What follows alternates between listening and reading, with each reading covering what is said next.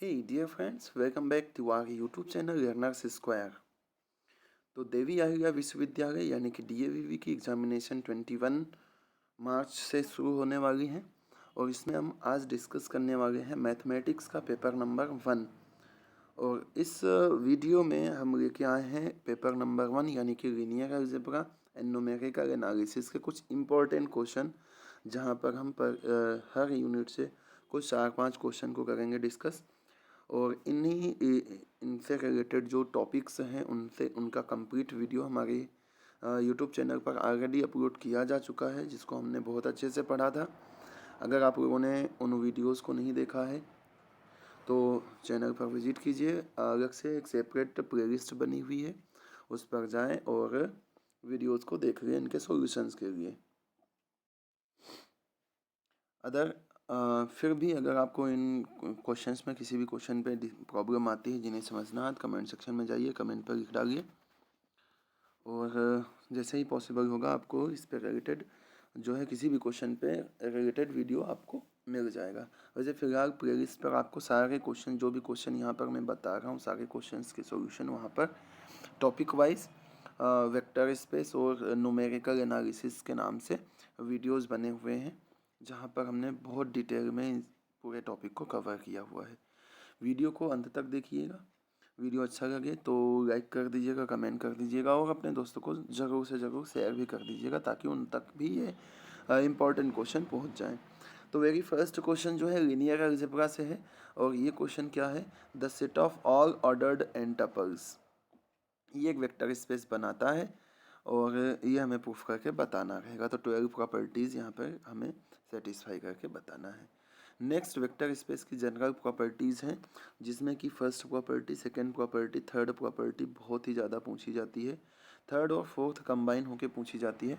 तो ये इतनी प्रॉपर्टी तो 4 तो ज़रूर से ज़रूर कर लीजिएगा आप लोग। नेक्स्ट क्वेश्चन को करते हैं डिस्कस, जहाँ पर ये आपका सबसे ज़्यादा, इस यूनिट का सबसे ज़्यादा इंपॉर्टेंट क्वेश्चन है, जहाँ पर नेसेसरी एंड सफिशिएंट कंडीशन बताना रहेगा किसी भी सब स्पेस, किसी भी सबसेट के लिए, कि वो वेक्टर स्पेस कब बताएगा। और इसमें हमें ये प्रूफ करना रहता है A alpha plus B beta belongs to W. Next question अगला, ये क्वेश्चन आपको 2 मार्क्स में जरूर मिलेगा एग्जामिनेशन में। द इंटरसेक्शन ऑफ टू सब स्पेसेस, ओके, अगेन एक सब स्पेस बनाता है। तो ये थ्योरम आप जरूर से जरूर कर लीजिएगा। दोनों थ्योरम, ये जो फर्स्ट थ्योरम है ये 5 नंबर के हिसाब से बहुत ही ज़्यादा इम्पोर्टेंट है और ये क्वेश्चन जो है ये 2 नंबर के हिसाब से बहुत ही ज़्यादा इम्पोर्टेंट है।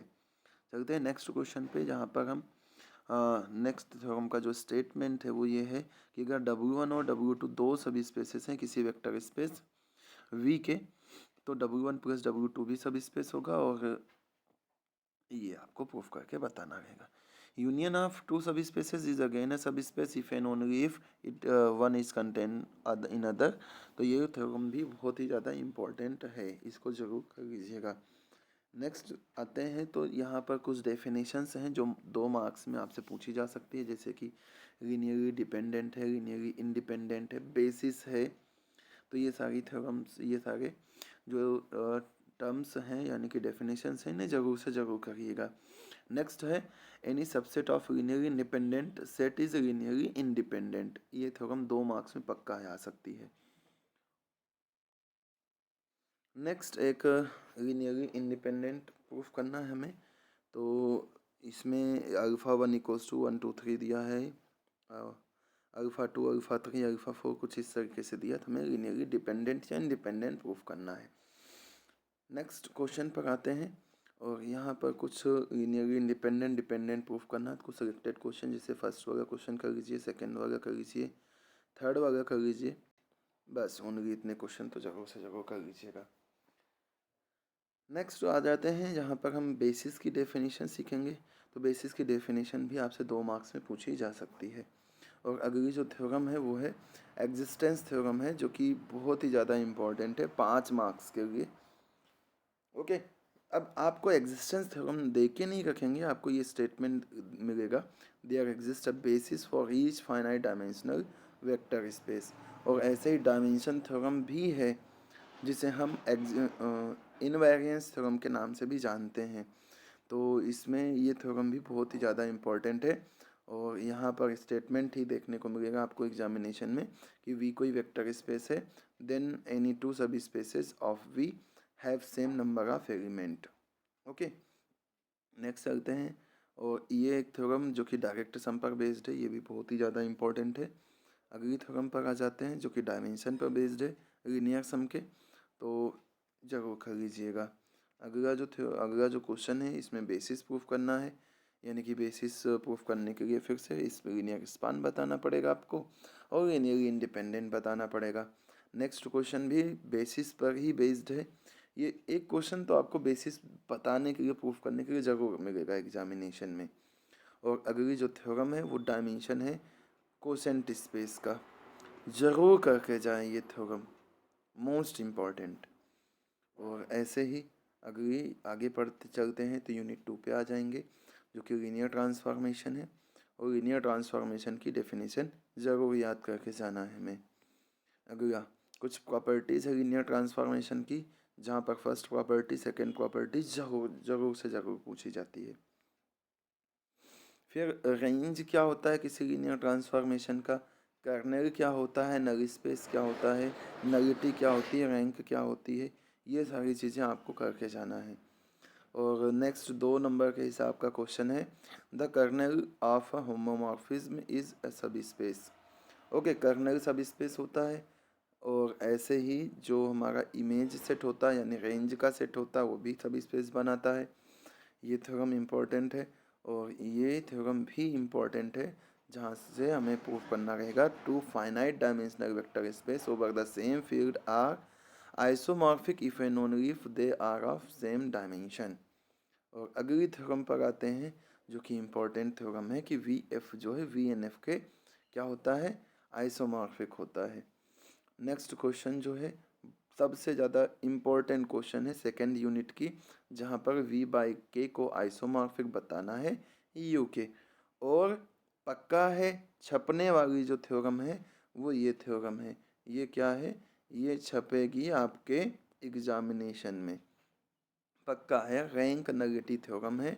रैंक नलिटी थ्योरम के नाम से आ सकती है या तो सेल्वेस्टिस लॉ के हिसाब से आ सकती है। मे भी आपको ये स्टेटमेंट भी दे दें, लेकिन स्टेटमेंट आपको याद करके जाना है। अगली थ्योरम पे आ जाते, अगले क्वेश्चन पे आ जाते हैं जहाँ पे हमें लीनियर ट्रांसफॉर्मेशन शो करना है। रेंज, नल स्पेस, नलिटी ये सब भी प्रूफ करके पता करके बताना है। देन अगेन एक क्वेश्चन आता है जिसमें लीनियर ट्रांसफॉर्मेशन प्रूफ करके बताना है हमें। और ये ऐसे ही एक डेफिनेशन छोटी सी एनिलेटर की है, ये कर लीजिएगा। किसी भी टॉपिक पे डाउट आता है तो आप प्लेलिस्ट पे जाइए, उस टॉपिक को देखिए आराम से, बिल्कुल आपको समझ में आ जाएगा। फिर भी समझ में नहीं आता है तो कमेंट सेक्शन में जाके कमेंट कर दीजिएगा, आपको उससे रिलेटेड वीडियो जल्द ही मिल जाएगा। ओके, नेक्स्ट डायगोनलाइजेशन प्रूफ करना है। वैसे इसमें मैंने 3x3 एक भी मैट्रिक्स शामिल नहीं की है, एक भी क्वेश्चन शामिल नहीं किया है। आप ये क्वेश्चन करके चले जाना 2x2 का ओनली। और देन क्वाड्रेटिक फॉर्म है। मेरे हिसाब से सबसे ज़्यादा इम्पॉर्टेंट क्वेश्चन ये है, या तो क्वाड्रेटिक फॉर्म का ही है। क्वाड्रेटिक फॉर्म से इन्हीं दोनों में से कोई सा एक क्वेश्चन मिलेगा आपको। अब स्टार्ट कर देते हैं थर्ड यूनिट, और जहाँ पर हम इनर प्रोडक्ट स्पेस के बारे में पढ़ेंगे। तो सबसे पहले तो आपको इसकी डेफिनेशन ही पढ़ के जानी है, 2 नंबर में मिल सकती है। ओके, और नेक्स्ट पहला क्वेश्चन इसका कि ये एक इनर प्रोडक्ट स्पेस बनाता है।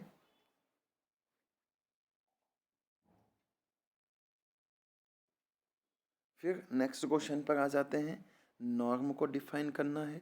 तो 2 नंबर में ये डेफिनेशन पूछी जा सकती है, इसलिए आपको डेफिनेशन जरूर करके जाना है। यूनिट वेक्टर की डेफिनेशन भी पूछी जा सकती है। ऐसे ही कॉसी श्वार्ट्ज इनइक्वालिटी जरूर करके जाइएगा। नॉर्म्ड वेक्टर स्पेस जरूर करके जाइएगा। पैरेललोग्राम लॉ ये भी करना है आपको। और इसमें से ये क्वेश्चन है, ये क्वेश्चन है, ये क्वेश्चन है, हाँ इतने जरूर कर लीजिएगा। इसके आगे ये थ्योरम है, prove that in an inner product space the vectors alpha beta are linearly independent if and only if this condition holds. Okay, next question पे आ जाते हैं। ऑर्थोनॉर्मल सेट की डेफिनेशन है, ये भी आपसे 2 नंबर में पूछी जा सकती है, करके जाना है। फिर वेजल्स इनइक्वालिटी आ जाएगी इनर प्रोडक्ट स्पेस में। देन ये भी एक बहुत ही प्यारा सा क्वेश्चन है, आपसे पूछा जा सकता है एग्जामिनेशन में। तो इतने कुल कुल मिला करके क्वेश्चन है। इसके अलावा अगर आपको लगता है तो आप बाई नेम जो थ्योरम्स हैं, है ना, नेम वाली जो थ्योरम है उनको देख लीजिएगा एक बार, वैसे इजी है, इतने में से आ जाना चाहिए। नेक्स्ट आ जाते हैं न्यूमेरिकल एनालिसिस पे।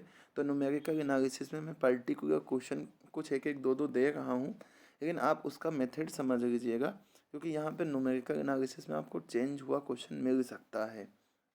ओके, तो जो मेथड मैं बता रहा हूँ उस मेथड को ज़रूर कर लीजिएगा। जैसे कि बाइसेक्शन मेथड है, पूछा जा सकता है। हाँ, इम्पोर्टेंट क्वेश्चन ये है तो सही, लेकिन आप मेथड सीख के जाएँ तो ज़्यादा बेटर रहेगा। आगे रेगुलर फारसी मेथड आ जाता है। ये इससे क्वेश्चन आपको पक्का है मिलेगा, पक्का है मिलेगा रेगुलर फारसी मेथड से। और इसके आगे चलते हैं तो सीकेंट मेथड भी पूछा जा सकता है आपसे एग्जामिनेशन में। और एक ये न्यूटन रैप्सन मेथड, ज़रूर से ज़रूर एक न्यूटन रैप्सन मेथड और एक रेगुलर फारसी मेथड, ये मैं रिकमेंड करूँगा। इन दोनों मेथड के बिना आप एग्जामिनेशन में नहीं जाएं। और ये जो क्वेश्चन मैंने दिए हैं 3 को तो करके जाना ही है आपको, और कुछ एक आधी क्वेश्चन और देख लीजिएगा। उसके बाद इटरेशन मेथड है, इटरेशन मेथड भी देख के चले जाइएगा। इनसे ये सारे वीडियोज आपको चैनल पर मिल जाएंगे, इनसे रिलेटेड जो भी टॉपिक है। अगर आपको कोई प्रॉब्लम आती है तो चैनल पर विजिट कीजिए, अलग से प्ले लिस्ट बनी हुई है इन सारे टॉपिक्स की, मतलब न्यूमेरिकल एनालिसिस एक साथ और वेक्टर स्पेस सारे के सारे एक साथ। देन आगे आते हैं और इसमें हम ये वाला क्वेश्चन ज़रूर से ज़रूर करके जाइएगा। और इसके आगे चलते हैं एक और क्वेश्चन यहीं से, और इन प्रॉपर्टीज़ में से ये प्रॉपर्टीज़ आपको करके जाना है। आगे चलते हैं, एक फॉरवर्ड डिफरेंस ऑपरेटर पर बेस्ड क्वेश्चन है साइन कॉस टेन का, ये आप ज़रूर से ज़रूर कर लीजिएगा। फॉरवर्ड डिफरेंस पे एक क्वेश्चन आपको मिल सकता है। अब वो ये हो सकता है, मैंने देखो ऑपरेटर्स वाले में से यानी कि इंटरपोलेशन में से ज़्यादा क्वेश्चन नहीं लिए हैं, बस टॉपिक सेलेक्ट कर लिया, एक फॉरवर्ड डिफरेंस ऑपरेटर और एक लैग्रांजेस मेथड पे। तो इन मेथड्स पे एक दो क्वेश्चन और प्रैक्टिस कर लीजिएगा, इन पे आने के चांसेस हैं, ज़्यादा हैं। ओके, आगे चलते हैं तो लैग्रांजे का ही एक और क्वेश्चन है, लैग्रांजेस मेथड पर ही, इनको भी आप ज़रूर सॉल्व कर लीजिएगा। इसके आगे चलते हैं इंटीग्रेशन वाले पार्ट से, सिम्पसन्स 1/3, सिम्पसन्स 3/8, और इसके साथ साथ आपको ट्रेपेजॉइडल रूल करना है और वेडल्स करना है। ये 4 रूल आपको करना है, इसके अलावा कुछ नहीं करना इसमें। ओके, क्वेश्चन ज़्यादा नहीं शामिल किया मैंने, बस ये क्वेश्चन ले लिया है। मैं भी यही का यही क्वेश्चन आ जाए, बस आपको ये 6 इक्वल पार्ट की जगह पे अगर अदर इक्वल पार्ट्स दे सकता है या यही का यही मिल जाए, है ना, तो ये आपको करना है। Simpson's 1/3 rule, 3/8 rule, trapezoidal rule और वेडल्स रूल, बस 4। और इसके अलावा अगर आप करना चाहें तो बस गॉसियन क्वाड्रेचर फार्मूला का ये वाला डेरिवेशन कर लीजिएगा। इसके अलावा इस यूनिट में और कुछ भी नहीं। फिर आ जाते हैं 5th यूनिट में, जहाँ पे पहला क्वेश्चन गॉस जॉर्डन मेथड से सॉल्व करना है। और अगला क्वेश्चन हम आए तो एक क्वेश्चन एलयू डिकम्पोजिशन, और ये वाला क्वेश्चन इम्पॉर्टेंट है और ये क्वेश्चन भी आप सॉल्व करके ही जाएं। नेक्स्ट आ जाते हैं तो चौरस्की मेथड। देखो एलयू डिकम्पोजिशन या चौरस्की आपको पक्का ही मिलेगा एग्जामिनेशन में। और जैकोबी मेथड भी इम्पॉर्टेंट ही है, इजी है, बहुत ईजी है। अगर ऐसे समझ में नहीं आता तो चैनल ज़रूर विजिट कर लीजिएगा।